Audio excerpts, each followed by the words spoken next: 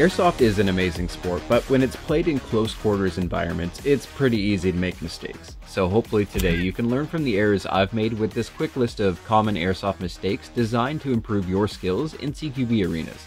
Now, in no particular order, I'd like to start with discussing the issue of losing focus.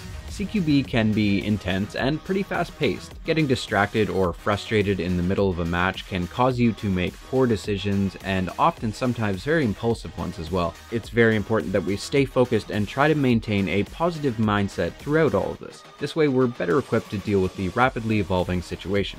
Now that kind of leads me into my next point, which is moving too quickly. Now yes, obviously speed is very important in CQB, you don't want to be wasting time, but also you don't want to be moving so quick that you're rushing into situations that you're not able to actually properly analyze them. You're going to end up making unnecessary noise, you are going to be exposing yourself, or just plain up running straight into ambushes. You should be striving to try to maintain a balance between moving quickly, but also moving cautiously. Another problem with moving too quickly is it can result in you getting tunnel vision, which is the next problem. If we spend our time focusing solely on one area, then we can be unaware of the opponents or other potential threats that could be surrounding us. Things are going to be changing constantly around us, and we need to be doing our best to maintain situational awareness as well as looking for any movement or threats. Now, once we do start to learn some information, the last thing we want to be doing is keeping it to ourselves. If we don't effectively communicate with our teammates, it is going to lead to all kinds of problems like confusion, poorly timed movements, friendly fire accidents, or just generally missing opportunities to win the match. You should always be communicating clearly and consistently in order to better coordinate movements with other team members. I cannot figure out a way to segue into this next point, so we're just going to jump into ignoring sound discipline. Now, I'm talking about things like making unnecessary noise as we move about the field. This can be anything from just loud footsteps to your gear or ammo rattling around. Things like this are very quickly going to give away your position to the enemy. So make sure that you're using good discipline and that you're being aware of how much sound you're generating.